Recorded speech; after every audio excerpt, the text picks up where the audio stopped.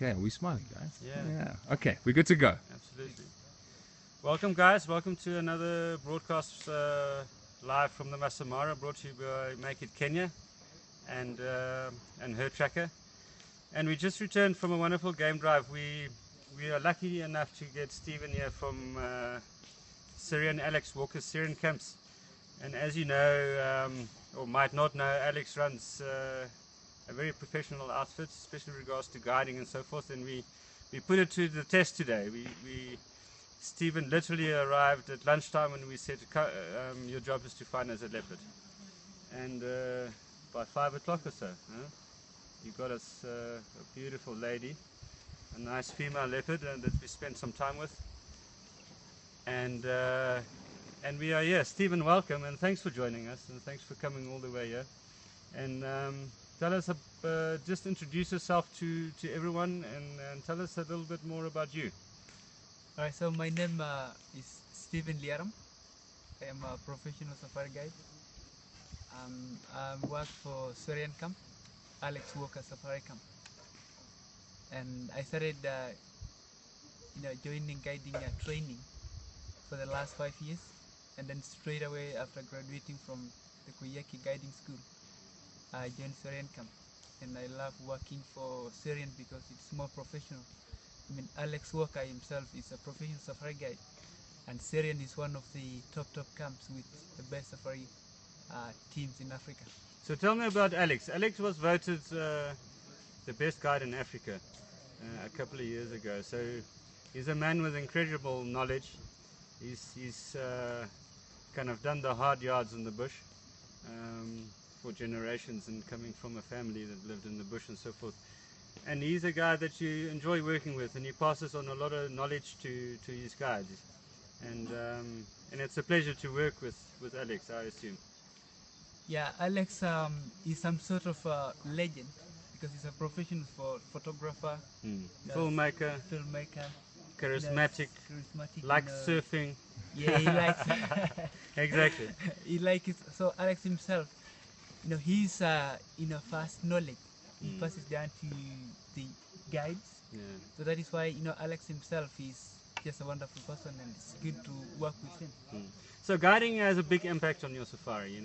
Your guide is probably almost, other than a reliable vehicle, your most important aspect in your safari. It's all about a good guide. And that's why we have you here, Steven, is to bring your knowledge and knowledge that's passed on through your guiding school and guys like Alex and so forth. And it's just incredible to have you with us and so forth. So tell us about your favorite things. And I hear chirping in my ear that you like birds. I'm a keen birder myself, and I have a lot of respect for guys that spend time with birds and cisticolas and so forth. And what are your favorite things? So that is true. My favorite thing is, I like birds a lot. I like so many things. Yeah. I like nature, but more I'm interested more in birds than any other animal.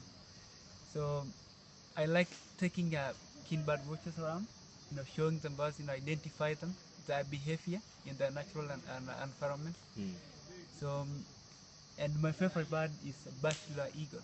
Batelea. Yeah, bachelor eagle. Yeah, they're beautiful. They're colorful, though. Yeah, very colorful. Wonderful. Good flyers. Okay, so guys, you have an opportunity tonight here to speak to Steven, who's a true Masai, born and raised in the Masai Mara here in Kenya, and he's spent his whole life here. And you have the unique opportunity to speak to one of the better guides in the area, and and ask some questions for him. Steven, while we wait for the guys to get back to us, we went on a nice game drive today, and this is what you do every day. And Serian has a few camps all around Kenya and the Mara, and there are a few conservancies just north of the Mara Reserve and Mara Triangle, and one of those is Mara North, right next to the escarpment. And that's where Alex and Serian has their main camp. And I think you guys have kind of 5 properties all around, a combination of Serengeti and Masai Mara. Is that correct? Yeah, that is correct. Here in the Mara North Conservancy, that is northern sides of the Mara National Reserve. Yeah. Alex Walker has got 2 camps. Serian main camp with 7 tents, Okay. and then Ngara Serian across the river, Yeah. it's opposite main camp. Okay. And again, it's key to know that Alex Walker leases 4,000 acres of land on the other side Oh, he leases for some land. walking. Oh wow, so he's a keen walker. Huh? So he's It's nice keen getting out of vehicles. Huh? Yeah, that's great. Carl, we got a question here from someone. They're asking what birds did we see today on our game drive? Steven. Wow. Woolly neck stork, Woolly neck stork, grey-headed bushray. a grey-headed bushwhack that Stephen was kind enough to call in for us a little bit. He knows his bird sounds. So Can you do the sound for us? We got the. Do again? Oh, good. And within 2 minutes we had the grey-headed bushwhack there with us, Yeah. and that was great. What else did we see? Which other birds? We've got people asking. Hamakop. Okay. Hamakop, which build those big nests that they come back to every year. Yeah. And we obviously saw some raptors and some vultures, a couple of species of vultures, rupels, leopard-faced, Leopard face, and so forth. steppe eagle. Stepper eagle, that we're still debating about, but I will go with Stephen. And and then huge vultures. Okay, we have another question here. Sorry, someone's asking where are the herds right now? It's about the migration, of course. All right, so tell us. Okay, so the herds right now, for the last 2 weeks, have been crossing Mara River, heading down to Serengeti, but they're not yet there. So they are close to Kenya-Tanzania border, but still on the Kenyan side. On the Mara Triangle side? Yeah, on the Mara Triangle. Okay, so a lot of them cross the main crossing point towards the west, which is not usual really. So a lot of them on the Mara Triangle Mara side. Triangle, yes. Okay, it's just across the river. I mean, it's not far. No, not far. All right, perfect. And it looks like they're heading south, huh? Yeah, they're heading straight south. Okay. All right. So it seems that they're heading back towards the Serengeti. Yeah. Okay, perfect. But we had a little build-up of cloud and a little bit of rain, but I don't think enough, to make any major change in any movement at the moment.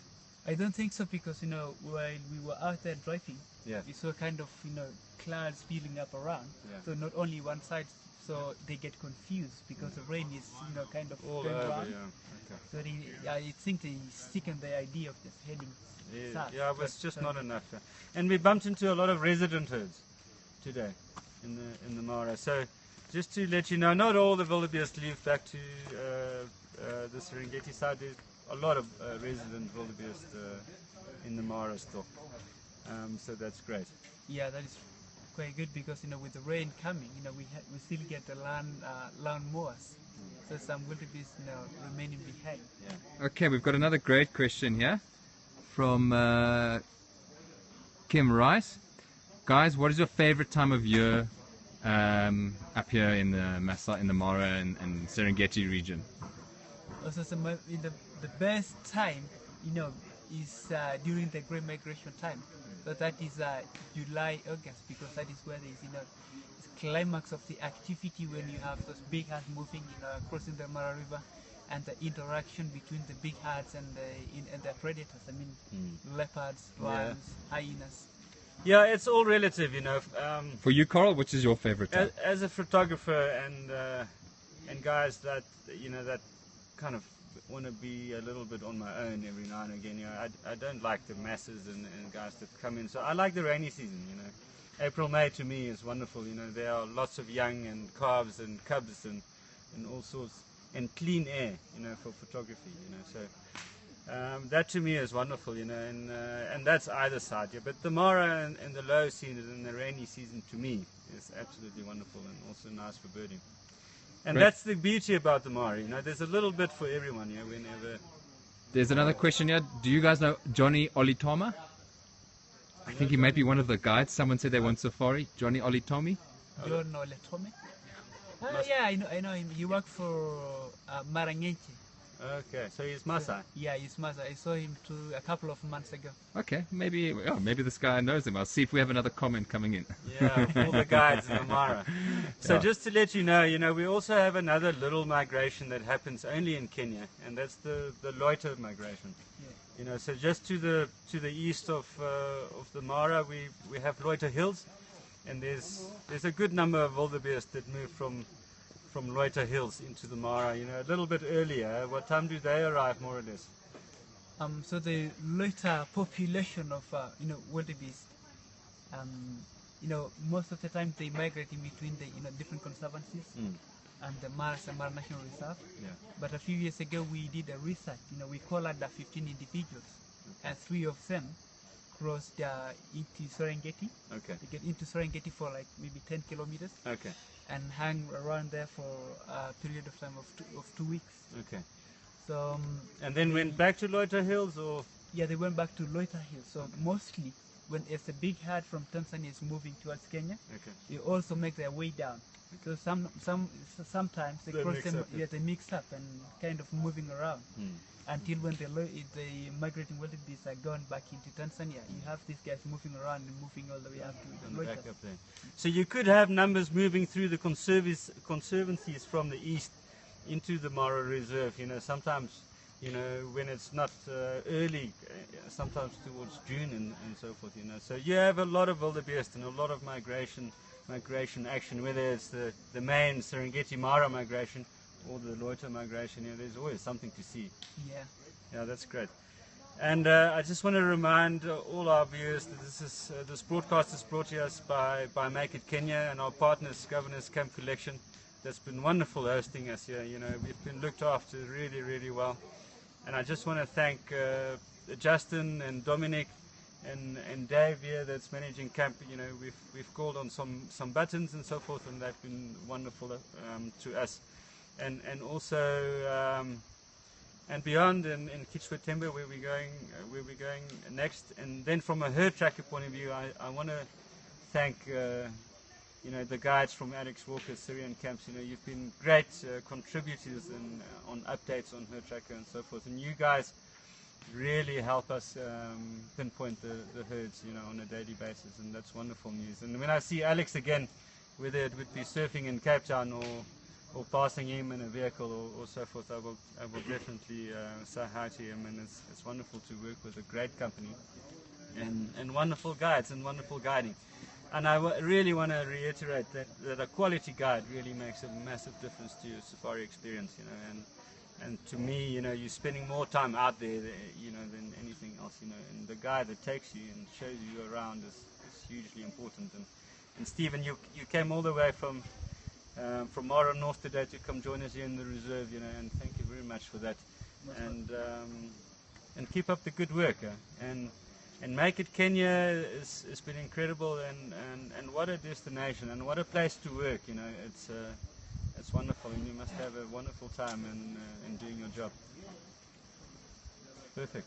Thank you. Any other more questions? Otherwise, we're probably going to sign off and see you tomorrow morning first thing. It's been a long day. We've been out in the bush, and finding that leopard to us was really special. Thank you so much. And just a small little point that we didn't bump into other vehicles spotting the leopard. Stephen found it first, you know, and that's wonderful. Thank you very much. You're a good man. Most welcome. Thanks, Stephen. Thanks, Alex Walker, Serian Camps, for all the help. Thanks, Make It Kenya, for making this possible. And we're signing out from another HerdTracker broadcast. Until tomorrow morning.